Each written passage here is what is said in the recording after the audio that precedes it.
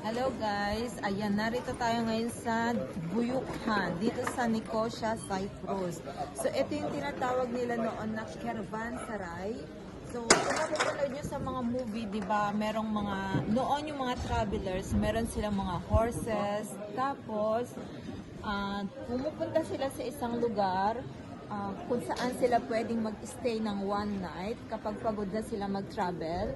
So dito nila tinatali yung mga horses nila. Ayan, dito sila nagdarasal. Diyan, ngayon ay mga restaurant na sila. Pero ito yung mga rooms dati kung saan sila tumutunod. Nakikita niyo, yan yung taas niya. Ito ay tourist spot talaga siya.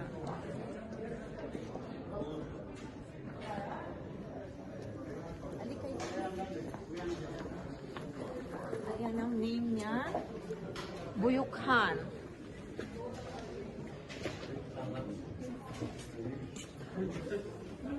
So, ito yung whole area niya. So, every time yung mga traveler napapagod sila sa biyahe, dito nila tinatali yung mga horses nila sa gitna. Tapos dito sila, alam nyo, nagkakasayahan sa gabi. At dito na sila natutulog. Dito sila nagdarasal sa gitna.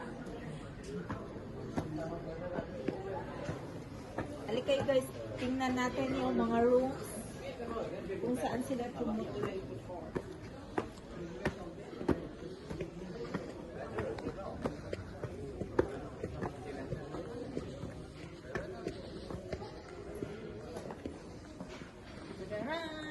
Nandito na tayo sa taas. Ayan, mga souvenir shop. Photo gallery.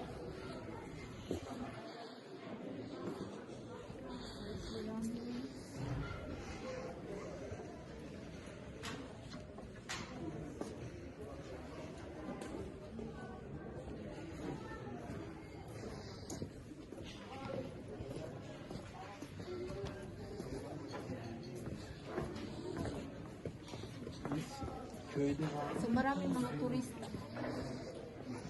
Actually, kakaunti siya compare pag summer. Kasi ngayon ay winter, kaya medyo konti. Pero lahat yan ay mga tourist. Yan, nakikita niyo mga iba't ibang nationality ang pumupunta dito.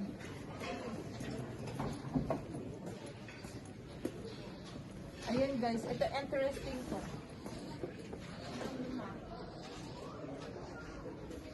Shifaham. Ayan. So, yung mga traveler, nag-rent sila Peru. Kwarto-kwarto to noon, yung unang panahon. Kaso ngayon, ginawa na siyang shop. Ayan.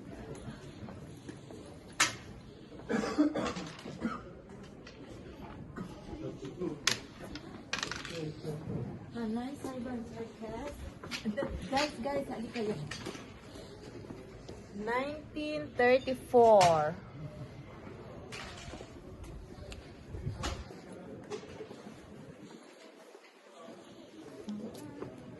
And here's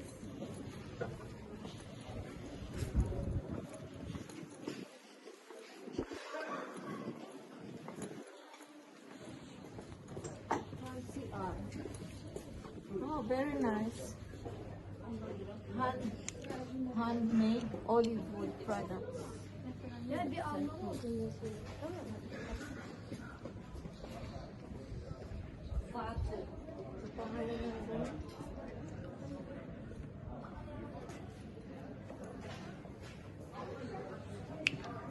Lady Nada handmade.